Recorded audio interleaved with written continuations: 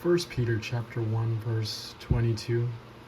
We've already looked at this passage because that was when we looked at this word. Remember, agnos, purified.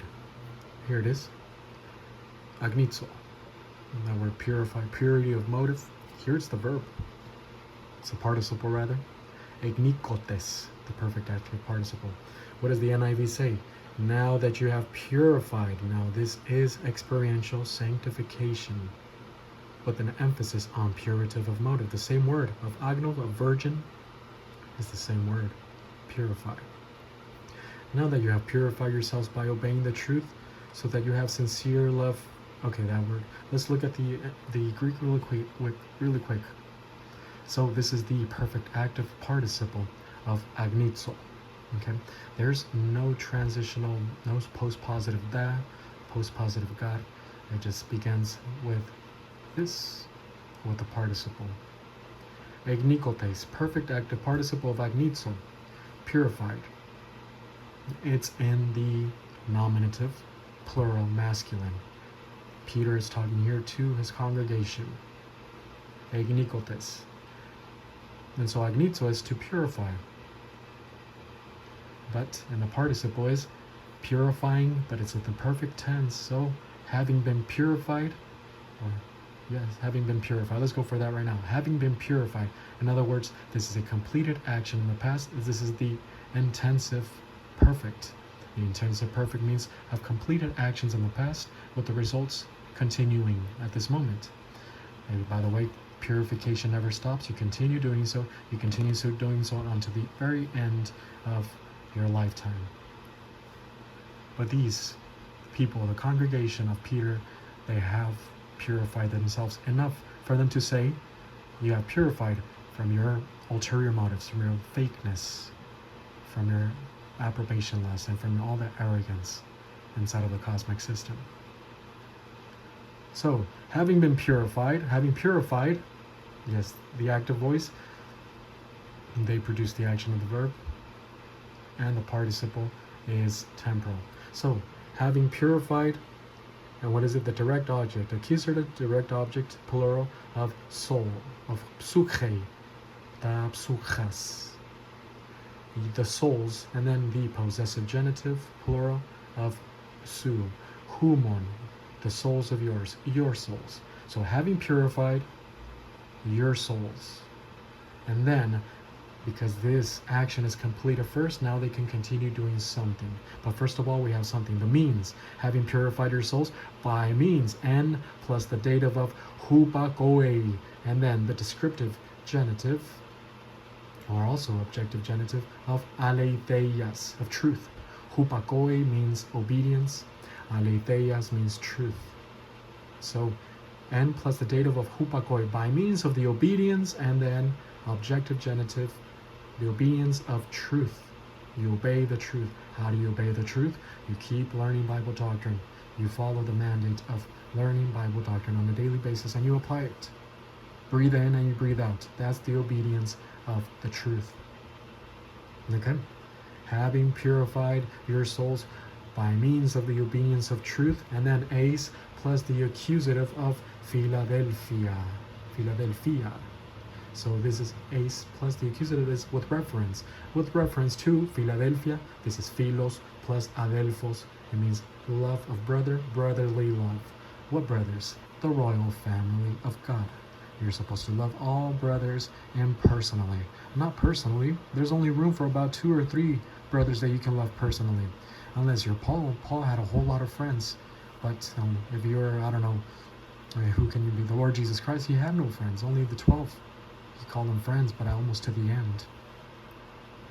If you're Barnabas, you have almost not many friends either. But, yeah, this is impersonal love for all men, for the brothers here specifically, with reference to brotherly love. And then look, anupokriton, the same word that we had in our passage. Unhypocritical, brotherly love. So they purified their souls, their thinking, with reference to the doctrine of impersonal love, specifically directed to the brothers, the royal family of God. So what do we have right now? having, or since you have purified, having purified your souls, your thinking, by means of the obedience of the truth, with reference to unhypocritical brotherly love, the doctrine of love, the doctrine of impersonal love, the doctrine of the royal family of God. So they kept learning doctrine with the result that they purified their soul from these arrogances and lusts that hinder them from loving impersonally. And so since you've done that, now here's the mandate. Agape sate, love, aorist active imperative. Y'all love, second person plural. So this is the ingressive aorist. Begin loving. Unfortunately, many they were not being very successful in loving people. And so now, because they've purified their souls, this occurs in infancy, before you reach gate 5 of the divine power sphere. But once you finally crack that adulthood barrier and you're on gate 5 of the divine power sphere, this is where you can start beginning to love the brothers, love them personally. So having purified your souls occurs right here, gate 1, gate 2, gate 3, gate 4. This is where all that purification of basic stupid arrogance, stupid lusts, baby lusts that you should not be dealing with, that gets handled right here. And then once you crack that adulthood barrier, this is where you are considered to be able to say you have purified your souls. And then, with reference to unhypocritical brotherly love, you reach gate 5, and this is where you can start beginning to love the brothers. You develop that second column, which is the love column. Love. So this is the ingressive aorist. It means to begin taking in a course of action. Begin loving. The active voice, Peter's congregation, produces the action of the verb, is supposed to produce the action of the verb, and the imperative, this is the imperative, a mandate. It is a mandate, it's an order. Begin to love. Now we have the reflexive pronoun of aleilon. One another. Begin loving each other. Begin loving each other. And then this pronoun, this adverb, ektenos. Constantly. It is a daily thing. It requires consistent Bible doctrine. Continue doing so, applying Bible doctrine. It's not eagerly here. It's not fervently. That might imply emotion. Constantly, consistently do it nonstop. And it requires for you to do it consistently, because they're going to make mistakes. They're going to hurt you. They're going to intrude upon your privacy. We're all people. We're all believers. But, all believers have a sin nature. And so they're going to make mistakes. Therefore, constant application of Bible doctrine is necessary. And then ek plus, the genitive, also known as the ablative of separation, or ablative of means, out of a pure heart, katharos. Have you heard of the word catharsis? When the Greeks used to sit down and used to watch the Greek dramas, and they used to engage in crying, just letting out their emotion, that was known as catharsis. Nowadays we have different means of catharsis, but back in the day that's what it was, catharsis. Katharos, pure. So now that you have been purified, and from gate 1 to gate 4, now you have a pure heart. Out of a pure heart. What is out of a pure heart? Anytime that you find that you are given into mental attitude sins, or any sense of competition, any bitterness, any jealousy, you use 1 John 1:9 immediately, and you are back in the relaxed mental attitude, also known as the pure heart. If you're trying to love a person and you're filled with jealousy, competition, bitterness, etc., you're not loving out of a pure heart. You fall back right into hypocritical love. Here the mandate is unhypocritical love. Love each other out of a pure heart. But you cannot love each other if you first of all, if you do not have a pure heart at the moment, because you failed to use 1 John 1:9, and if you have not gone through the rehabilitation from gate 1 to gate 4, which also requires 1 John 1:9 and the learning of Bible doctrine. But this precedes the brotherly love of impersonal love. So what do we have now? By way of a translation, it says, since y'all have purified your souls, the thinking inside of your souls, by means of the obedience of the truth, with reference to the doctrine, with reference to unhypocritical brotherly love. Begin to love each other constantly out of a pure heart, pure thinking. What a wonderful passage. It demonstrates to us that we're not ready to love unhypocritically until we have a full load of Bible doctrine. I don't know why what's with people is because people have high expectations or high thinking about themselves. They see themselves as very important or very capable of doing everything beyond what they really have the capacity for. And so they see themselves as really being pure souls, capable of love souls, as if they could really love. And so they brag about loving this and that.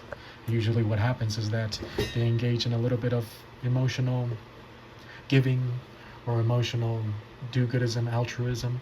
They feel very good about it. And those 3 or 4 or 5 good works, altruistic works that they've engaged in, kind of forms the perception about themselves. They feel so good about themselves that they actually think that they're very loving just because of those 4 or 5 altruistic, emotional good works. Some people are philanthropists and they think themselves as really, really good people just because they engage in philanthropy. Well, love has to be unhypocritical. We do not have a capacity, and obviously if you don't have the capacity, you do not have the ability to love unhypocritically. This is why it's very important to be purified first, gate 1 to gate 4.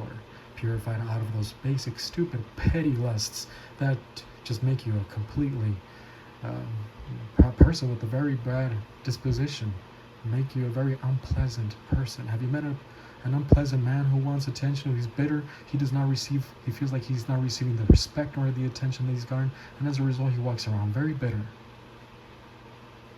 So these are the little petty lusts that we should not be dealing with, but that Bible handles wonderfully. And then verse 23, in case you want to know, why must we love the brothers without hypocrisy? And it goes back to the doctrine of the regeneration, the royal family of God as well, if you want to put it there. What does it say? Verse 23, let's just go over the NIV in case we're running out of time. We kind of are. For you have been born again. Yes, this is the perfect passive participle of anagenao. Genao means to be born. Ana means again, or from above. It says you have been born from above. This is the second birth, the birth of regeneration. So, having been born again, not out of perishable sporas, seed, such as our human life was imputed into the human soul, which is inside of the body. No, but rather, aftarto, out of imperishable seed, through the word. Look, through the logo, the word. This what word? What specific word? The doctrine of the gospel. That's the gospel. That is the doctrine that is necessary for entry into the plan of God and the resultant salvation. Salvation from the wrath of God. So through the word of the living God. And remember this word, this doctrine, zontos theu, the doctrine of the living God. Every time it uses the word living God, it's telling you that whatever is mentioned there has eternal result, eternal impact. Here in this case is the new birth. I'm saying living God is telling you that new birth has eternal results, eternal impact. That is, the new birth lasts forever. Through the doctrine of the living God and remain enduring God, persisting God. Okay, so that is 1 Peter chapter 1 verse 22. We also have 1 Corinthians chapter 13 verse 4 and beyond. This is the famous passage of love is patient, love is kind, it does not envy. So look what we have here, makrotomia as a verb. Love, the love. Look at this. This is the article. This is the monadic use of the article. Highest of a kind. The love forbears. Now it produces the action. This is personal love for God the Father and impersonal love for all mankind. Problem solving device number 7 and 8. Forbears, long suffers. Now look, it also says it is kind, it produces kindness. So this is mental attitude grace and this is functional grace orientation. The love is not jealous. Zeloi. It is not jealous for you jealous types. You have jealousy towards a certain person, then your love is not real. Your love can just simply be possessiveness, and possessiveness, which is jealousy, a part of jealousy, is not love. The love is not jealous. And then here is not in the original manuscripts, something I think I missed in my series of 1 Corinthians chapter 13 verse 4. I refer you to that when you go back to it and see this. Hey, agape was not there. I do not know why I included it. I'll probably have to go back and listen to it. It was perpeuetai. Love does not boast. It does not become puffed up, conceited. So love, real love, is absent of arrogance. To the extent that you are arrogant and you're conceited, you do not love. It's as simple as that.